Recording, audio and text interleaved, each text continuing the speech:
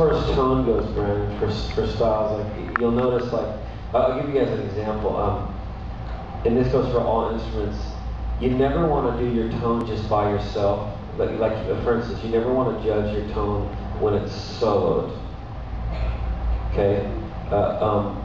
There was a Dwight Yoakam, the country artist. Someone was telling me that his acoustic guitar tone by itself, solo during soundcheck, sounded so shrill and horrible.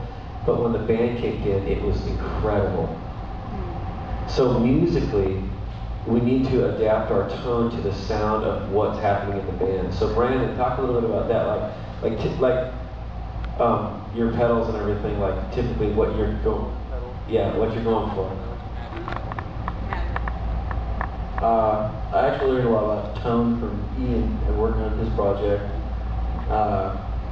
But I use the Stanzan bass driver pedal, and so like by itself, my bass is pretty heavily driven. But then I also take a blended clean channel with it, so it's not quite as, so the low end's there, but it's still pretty gritty and it pokes through the mix. A lot of times though, when I'm having it set up, I like to have our producer set it up because he's kind of got the mindset of what the whole band is going to do, and hopefully your producer has done a lot more than just the one project that you worked on. Otherwise that doesn't work very well. So I love having Jeremy set tone because, for one thing, it's one less thing that I have to think about when we're recording, because recording can be really stressful, especially when you're doing live stuff. And so I'm like, hey, you can just set it up, you know what you want, you can set it however, and I'll just do my thing. So producer has a lot to do with it, but I have my own personal preference on tone, and like sometimes people kind of change my tone, and I'm like, no, this sounds so great, and then they're like, change it back, and so it's just like I like something that's got the mids are kind of driving a little bit, but then it's got a nice big bottom end, and which is what the pedal does. The drive in the mix is what the pedal's magic.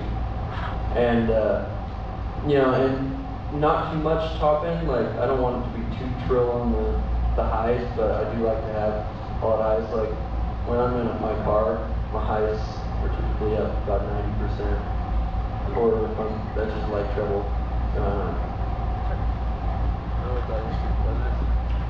And a lot of you aren't bass players, you're like, well, why? You need to know if you're a band member or worse, but you need to know where the bass is, because a lot of them like, it's bass.